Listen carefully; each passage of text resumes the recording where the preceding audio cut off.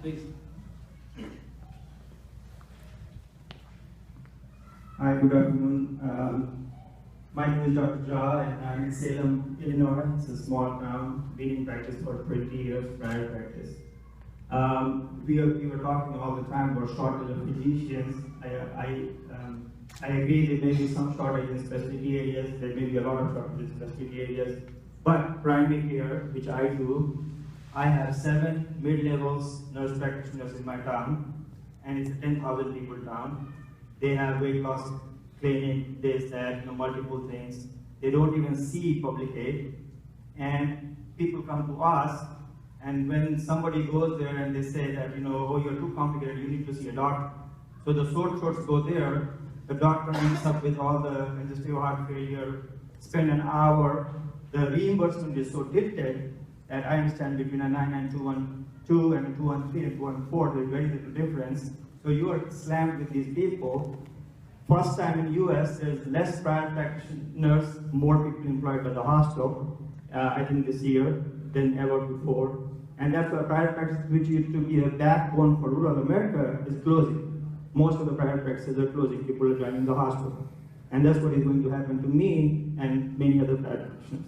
I think AMA has failed us, but the question is to AMA, President. Sir, what are you doing for us?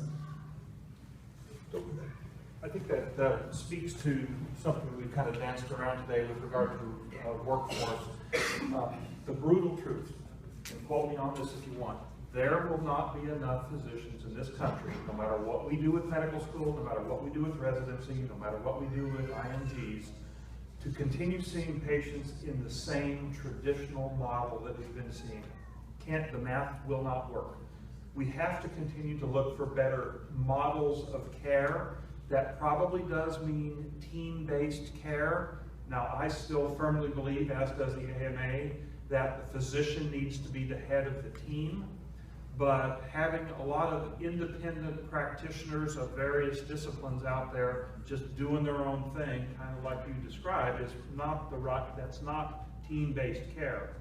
So we need coordinated teams. Physician now, a primary care physician might have a panel of 2,000 to 3,000 patients. That same physician may need to manage 5,000 patients in the future.